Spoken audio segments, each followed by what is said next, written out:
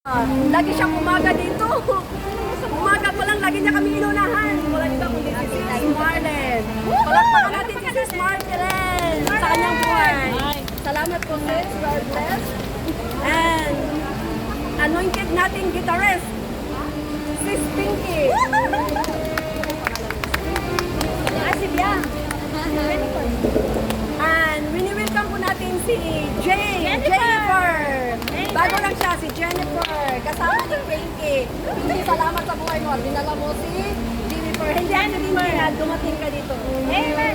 Dahil ikaw ay tinawag ng Panginoon. Amen. Oh, purihin ng Panginoon sa buhay mo. Amen. So, si Biang, anointed na worshiper. Oh, amen. Meron na tayong isa na naman anointed na worshiper. Walang iba kundi si Miss Biang. Palakpakan natin. Ngayon ko lang siya nakikita. Amen. Welcome sa Jesus Christ that the lover. Si Ate Alma. Ate. Next, welcome ko po si Sis Kate. Salamat sa buhay mo, Sis. Pagpalain ka lalo ng Panginoon. Lahat naman tayo dito ay anointed. At ang ating isang anointed na worshiper.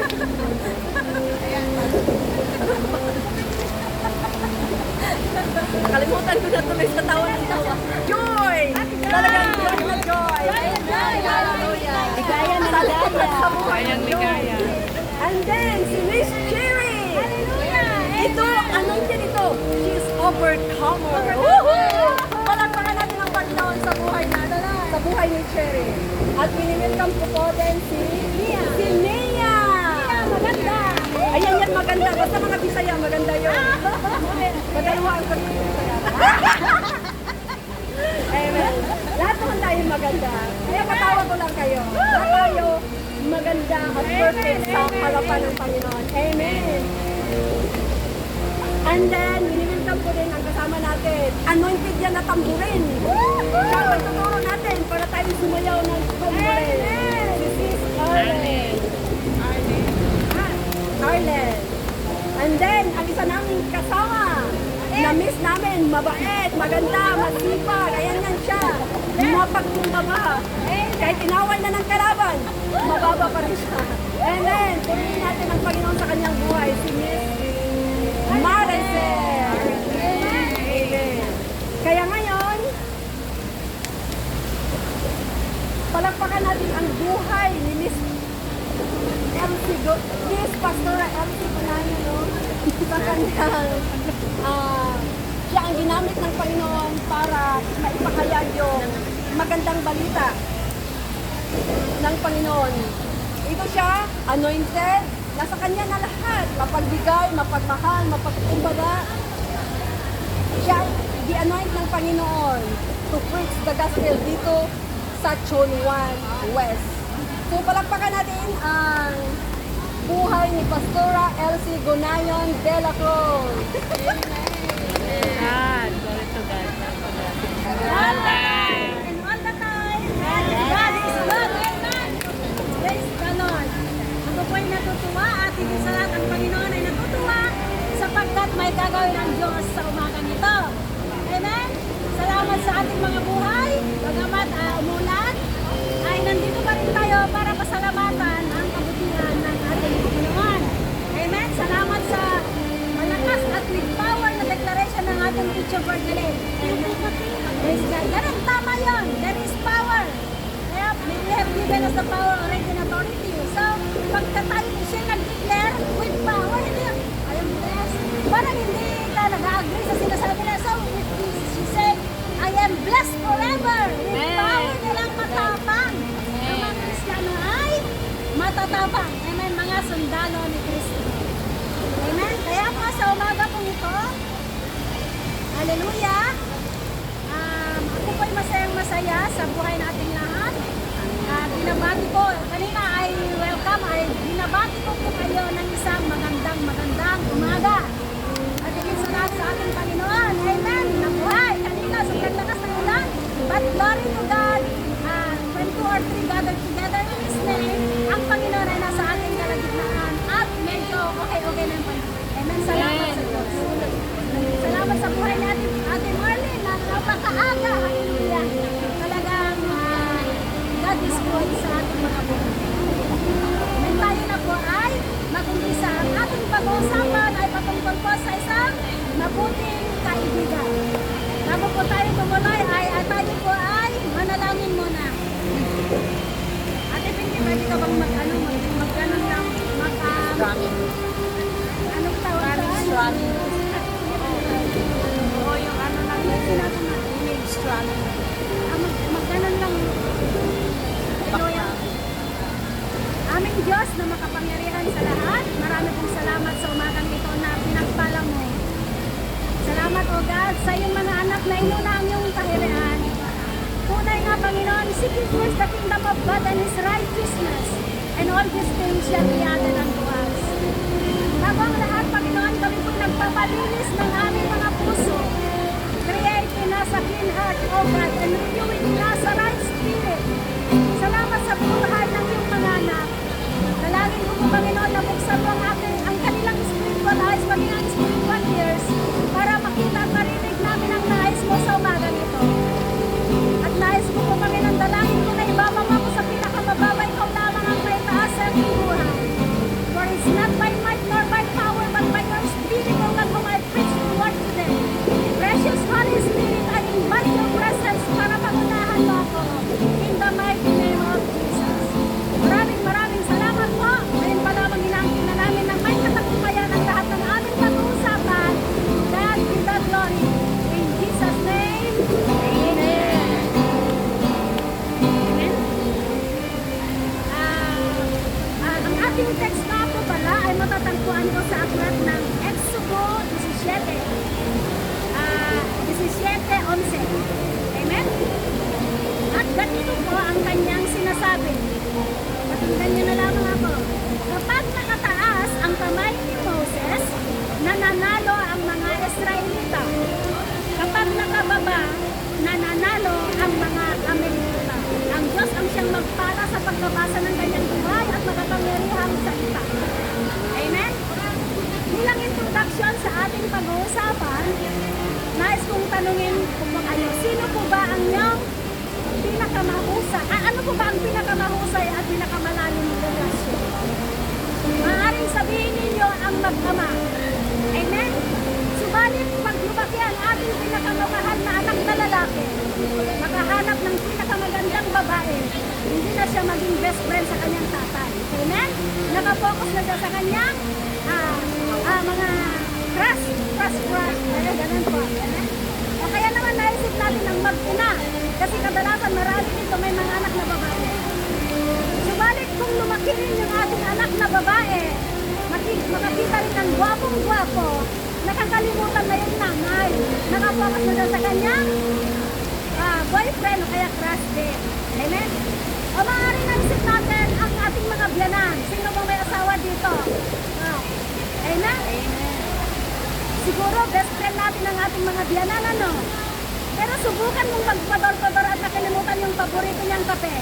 Hindi mo na best friend. Amen? Magagalit na yung biyanan mo sa iyo. Amen? Hallelujah. Kaya hindi po ako naniniwala na ang magbiyanan ay mag-best friend, magkaibigan. O kaya naman ay mag-asawa. Amen? Siguro ang ating mabuting kaibigan ay ating mga asawa. Pero subukan mong hirap kang magkilay. Kasi nabasa mo sa Facebook, kilay is life. Sinan mo sa asawa mo, ang iniisip mo, sabi niya, ang ganda-ganda mo, ang bata-bata, pero wala man lang reaksyon. Amen? Ay, nag-aaway na kayo mag-asawa. So, hindi mo na rin best friend ang iyong asawa. So, hindi ako naniniwala na ang mag-asawa ay mag-best friend, lalo pag magkalayo. Amen? Minsan, at kadalasan, may mga mag-asawa na nagkakahiwalay na. Pero purihin ang Panginoon sa mga matatak na mag-asawa, BFF, ano ba yan? Anong tawag ito? Kaya nga may forever kasi matatag na yung asawa. Amen? Hallelujah. So ngayon, ang masasabi ko, ang pinakamagandang at pinakamahusay na relasyon ay walang iba kundi ang relasyon ng mabuting magkaibigan. Amen? Kasi sa panahon ito, napakahirap po ang humanap ng mabuting kaibigan. Yes. Amen? Hallelujah. Kaya mga kapatid, sabihin mo sa iyong katabi, salamat sa buhay mo. Ay, Salamat sa buhay mo, Ate Marlene.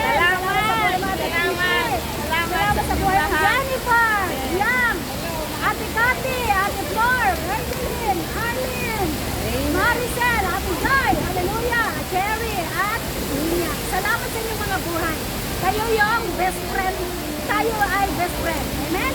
Hallelujah. Magkakaibigan. Amen.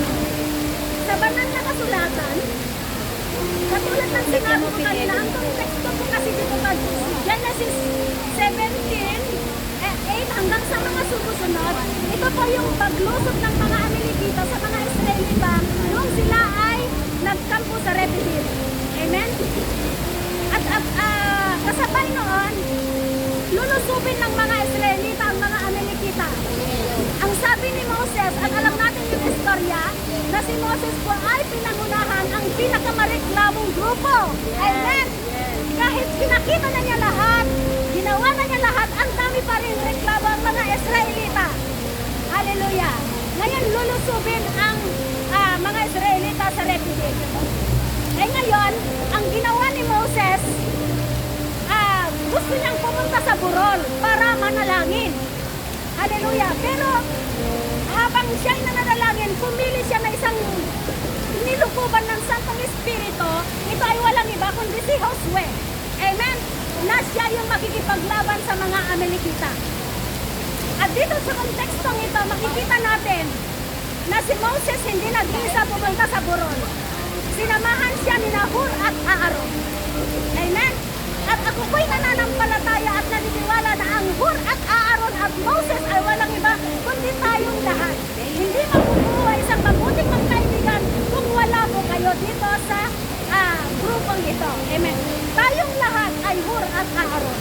Amen. At nakikita po natin na habang nananalangin si Moses kasama si Hur at Aaron, nananalo si Josue. Amen. Kasi ino-honor ng Panginoon ang unity bilang magkakaibigan ng grupong ito. Amen? At napapansin nila na habang nakataas ang kamay ni Moses, nananalo nga si Josue, natatalo ang mga Amalekita. Ngayon, napansin nila Hur at Aaron na nangawit ang kamay ni Moses at bumababa. So kapag bumababa ang kamay ni Moses, natatalo si Josue. So ang ginawa ni Hur at Aaron, inangat ngayon ang kamay ni Moses para manatiling nakataas. At mas lalong nagtatagumpay si Josue sa kanyang pakikipaglaban sa mga Amalekita. Mga kapatid, ganun din po tayong lahat. Habang pinag-aaralan ko ang kontekstong ito, naaalala ko po kayo bilang mabuti ko po kaibigan. Kasi hindi ko po magagawa kung ako po yung nag-iisa. Amen. Kailangan ko po ng kasama para manalo sa pakikipaglaban sa pagpahayag ng mabuting balita ng kaligtasan. At maraming salamat. Kayo po, yung tayong lahat ay kalakasan natin. Katulad ni Moses, Josue, Hur at Aaron, sama-sama together. Nagkaroon sila ng unity at pagmamahalan bilang isang mabuting magkakaibigan. Dumating yung time na napagod si Moses. Gusto niya pong umupo. Amen? Pero hindi hinayaan. Ang ginawa nitong dalawa, hindi nila kinabayaan. Kumuha sila ng malaking bato para maupuan ni Moses. Amen? Amen. At ito po sa kontekstong ito, napakaganda kung ating pag-aaralan. Ito yung isang patunay na ang Panginoon ay pinapakinggan niya yung unity pagkakaisa ng isang tunay na magkakaibigan. Kaya nagugulat na lang tayo. Bakit? Sabi ko nga, Lord, salamat sa buhay nila. Kasi kung hindi nila naramdaman yung tunay na pagkakaisa, pagmamahalan ng bawat isa, hindi na sila pupunta sa park. Amen. Pero purihin ang Panginoon sa buhay natin lahat. Bilang Hur, Aaron, Josue at Moses ng grupong ito, tayong lahat. It doesn't matter our religion. Amen. Ang importante, yung tunay na samahan, tunay na magkakaibigan. Kaya mga kapatid, kung mabait ang iyong kaibigan, huwag mo na siyang pakawalan. Mamahalin mo na yan. Amen. In season and out of season. Amen. Beshi, ano ba kailangan mo? Pautang at anti-pautang.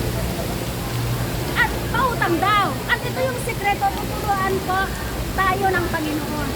Kung ang kaibigan mo uutang ng 10,000, bigyan mo na lang ng 500. At huwag mo nang asahang bumalik pa iyo. Kaysa sa 5,000 o 10,000 ibibigay mo, mag-aaway kayo pagkatapos ng 2 buwan. Correct. I can guarantee. Yes. Amen. Kasi ang unang sulisi sumira sa magkakaibigan ay ang sumira sa magandang usapan. Maganda sa umpisa pa lang mag-away na kayo at magkahiwalay na kung mali ang motibo niya sa inyo. Kaya napakahirap talaga lalo sa ating mga OFWs ang maghanap ng isang mabuting kaibigan. Kaya salamat sa buhay natin lahat. Kayo po ay mga mabubuti ko, kaibigan na laking kong hinutulog sa Panginoon. Tuwang-tuwa ako sa inyong pagtanggap ng aking pinagmamalaking bibig sa umaga. Hallelujah! Yun lang yung may pagmamalaki ko kasi yun lang ang alam kong lutuin. Sa joy nararamdaman nyo ay mas lalong nagagalak pa ako. At mas lalong, kasi sabi ko, Lord, hindi na yata ako makaluto ngayon. Umalis ang amo ko kagabi. Nag-dinner sila sa 7 o'clock. Nag-ano kami ni Ate Jen. Salamat din sa buhay mo, ate. Sa pagluluto. Grabe! Ang favor ni Lord. Kaya nakaluto ako ulit ng bibingka kagabi. Huwag mo naman hayaan doon. Ito lang yung magpapasaya naman sa mga kaibigan ko. Amen? Ito pa yung ituturo mo. Tapos kaya alaw mo hindi ako makaluto. Hallelujah. Pero purihin ang Panginoon, sabi niya, anak, be still and know that I am God.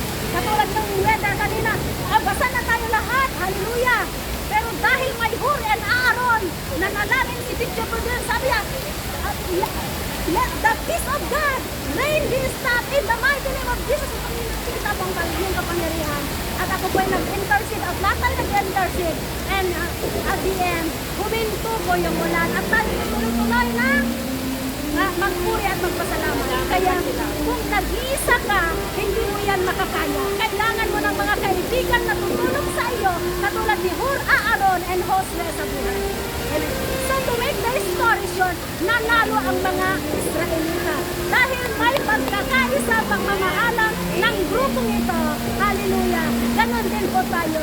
Maalala ko nung unang pumunta kami dito, sabi ko kay Rem, sabi ko, ang daming mga ibang religion doon.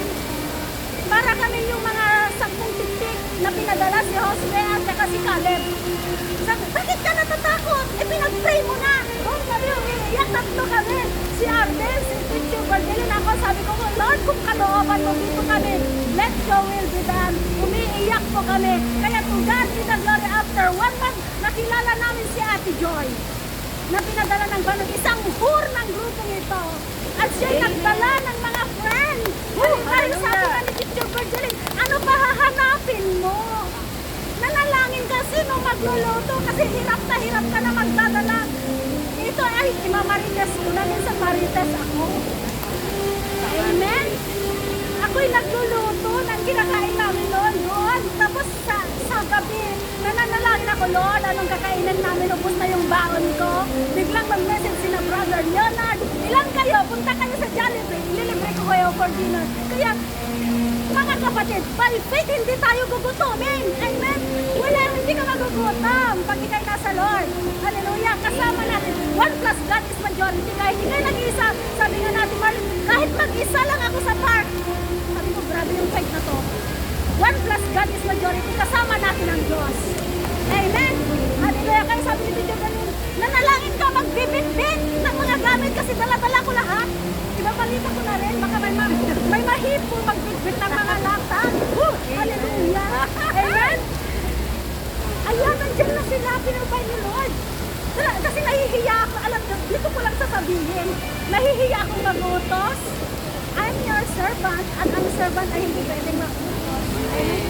Kinakaya ko lahat, dadalhin ko lahat, Lord. Bigyan mo ako, the joy of the Lord is our strength. Lagi kong Nehemiah of Judges. Amen. Dumating yung time, nandyan na yung mga anak ng Lord. May nagluluto na, may taga-bit-bit na.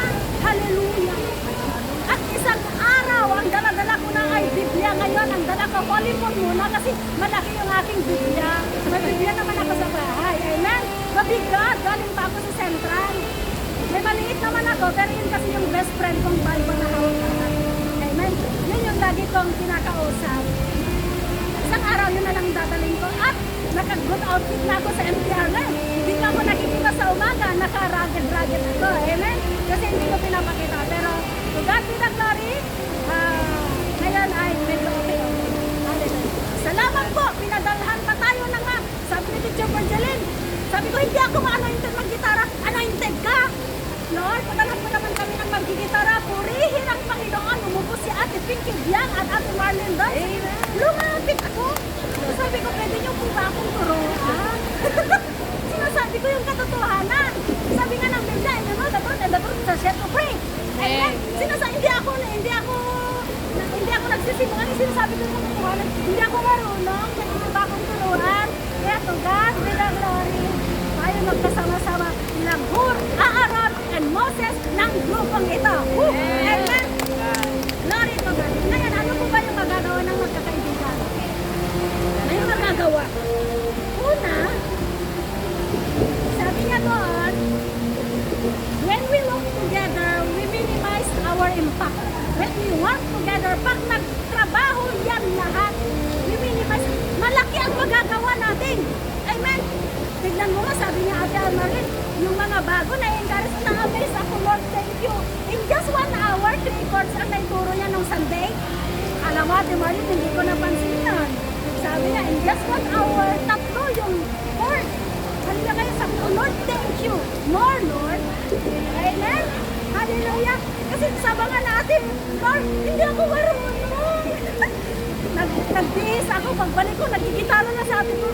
Sabi niya, hindi siya marunong. Eh kasi when we work together, yan na, sama-sama together, same spirit. Kaya ang daming nagagawa. Amen? May kasabihan na 1 drop of rain doesn't make a big difference on the desert. But a million drops of rain, hallelujah, can ruin the desert into garden. Kaya tignan mo ang gaganda ng mga taga-Chunwan. Hallelujah! Tuesday, Wednesday, Friday pa lang sinasabi, exit D. My iniquity is doon. Hallelujah! We are sharing the word of God for free. Hallelujah! Kaya sabi ko, Lord, thank you sa buhay nila.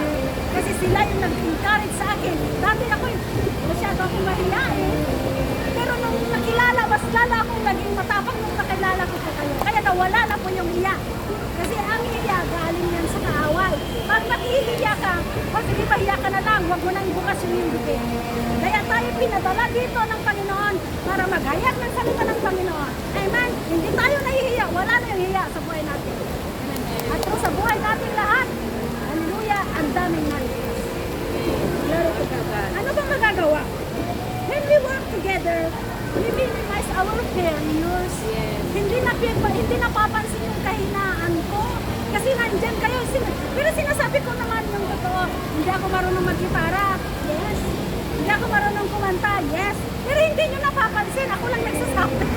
Hallelujah. Inaamin ko talaga yung katotohanan. Amen? Amen. Buti nga nandyan si Teacher Bergeron. Kaya mo yan, kaya mo yan.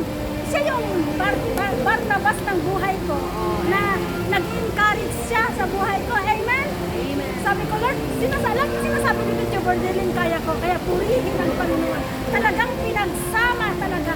Kung may 2 at 3 pinagkatipon sa pangalan ng Panginoon, siya ay nasa ating kalagitnaan. Anointing makes the difference. It doesn't matter kung hindi ka magaling kumanta. Ang mahalaga, yung one spirit, one heart. Sabi nga ni Ate Pinky, nakita ko, for the Lord seeking a true worshiper who worship Him in spirit. At yan ay walang iba, kundi ikaw at ako. Tayong lahat. Amen? Hallelujah. Hallelujah. Ang pangatlo, ay walang iba, kundi when we work together, we mobilize our resources. Amen? Kung pinagsama-sama yung anong meron tayo. I'm blessed kasi dati free yung lunch and dinner. Pero napansin ko natin na kawawa naman yung nagluluto na nga tapos free pa. Hanggang sa may $10 na lunch and dinner na yan. Kaya huwag naman natin kakalimutan mamaya na magbayad para meron na naman lulutuin sa next Sunday na kakainin. Amen! Pinagsama-sama yan, hindi lang salad, hindi lang lechon ang kakainin natin sa Sunday. Amen? Kasi time will come, mag-ano naman tayo, mag-hotpot, winter is coming. Kaya meron tayong monthly due na bibili, huwag natin kakalimutan. Ito yung para sa ating bigas at sa kape at haya. Purihin ang Panginoon sa buhay natin, Marlene. Sabi, $5 na lang. Nagbayad na ba kayo ng water ng Sunday? Nagbayad na sila.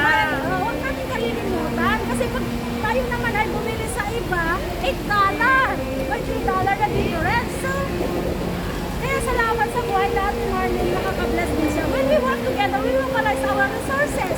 Amen? Hanap ng hanap si Ate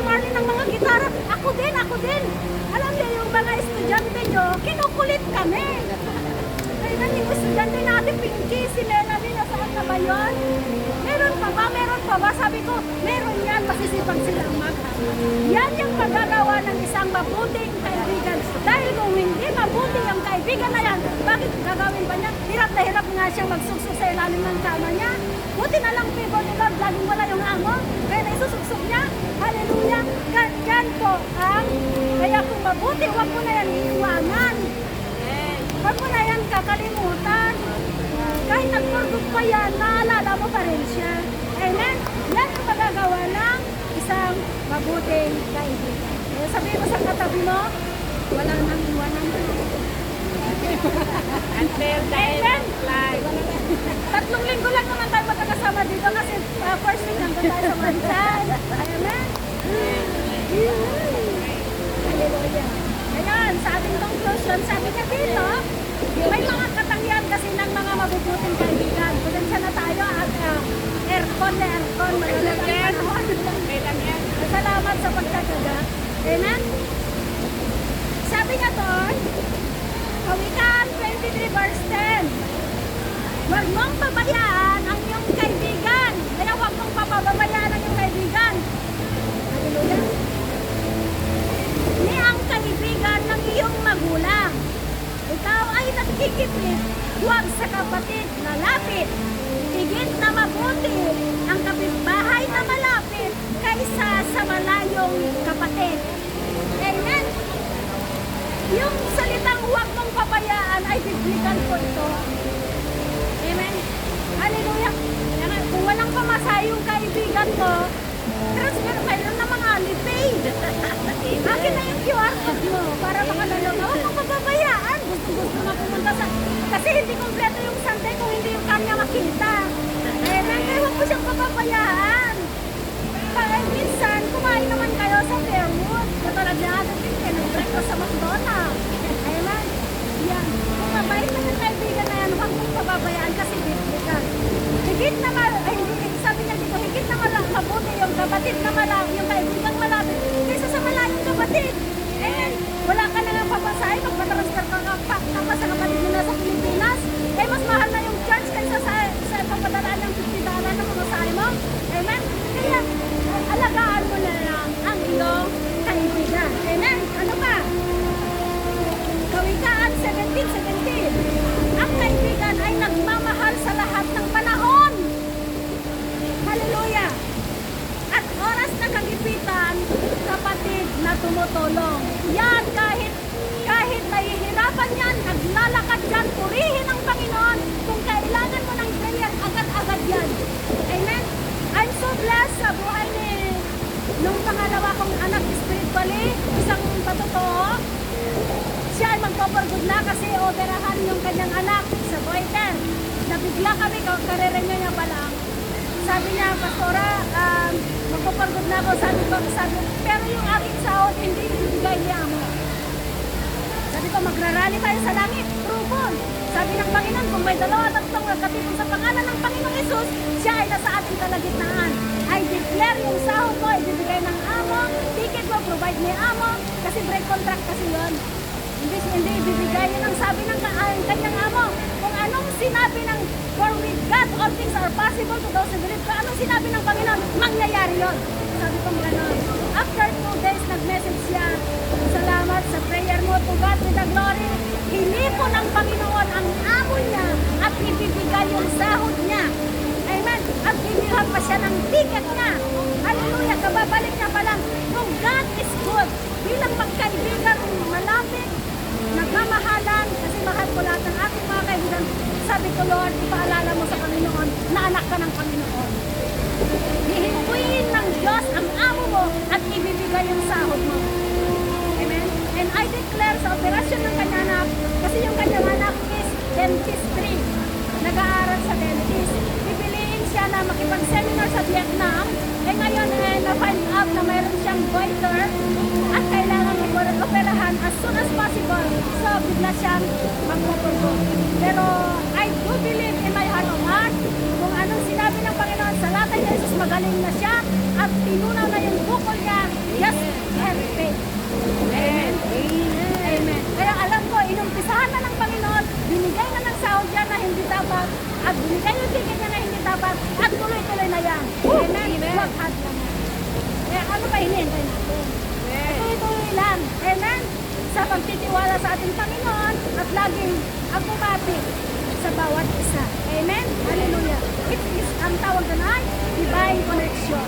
Kung anong problema ng bawat isa, sabihin lang, huwag kayong mahihiya. We are family and we are friends. Amen? Hallelujah. Para tulong-tulong. Amen? Ano pa? Yan yung mga katangian ng mga mabubuting kaibigan. Pero may mga kaibigan din masasama. Yes.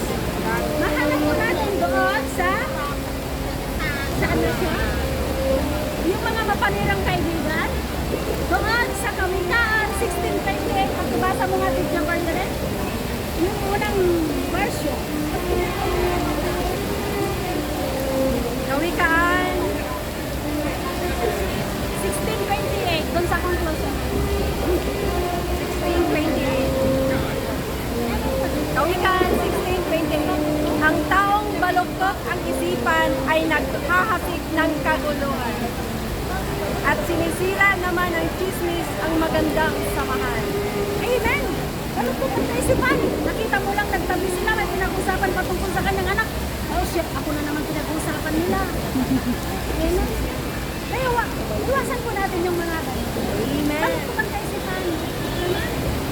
Hallelujah. Ano pa yung ibang translation? Pakibasa po nga ate Flor. May isa pa eh. Ang magdarayang tao ay nagkakalat ng pagtatalo. Ang mapagkatid, bakit ay maghihimwalay ng magkaibigang patay. Mapagkatid bumapit. Alam niyo ba yon? Yung mapagkatid bumapit sa mundo, ito yung mga marites at mirasol. Amen? Sa mga Kristiyano, ay mga mapagkatid bumapit. Pasapasa. Uy, ito yung atin-atin na lang ito ha. Huwag yun ang sasabihin sa iba. Atin nila atin lahat. Nagulat ka after 1 week. Lahat Tapos na sa Facebook. Lahat na. Ano ba sa atin na lang yun? Masyadong mapakatid bumapit. Amen? Mga marites at mirasol. Hallelujah. Kaya umiwas ka sa mga ganyan klase ng kaibigan. Hindi na itatago yung lihim. Ito yung lihim. Lihim magmula po nung bata ko. Bakit mo pinost sa Facebook mo? Hallelujah. Masyadong mapakatid. Ito yung nakakasira sa isang magandang samahan. Amen. Hallelujah. Kaya mga kapatid, lalo sa mga bago, hallelujah, piliin ang mga kaibigan magdadala sa inyo sa Panginoon. Kasi dalawa ang uri. Sabi nga natin, Pinky, dalawa ang uri ng kaibigan. Yung ipapahamak ka, ano pa yan sabi niya? Ipapahamak ka sa utang. Ganon. Iwanan ka sa ere. Hindi ka naman niya tutulungan. Eh, pangalan mo yan eh. Amen? Kaya umiwas po tayo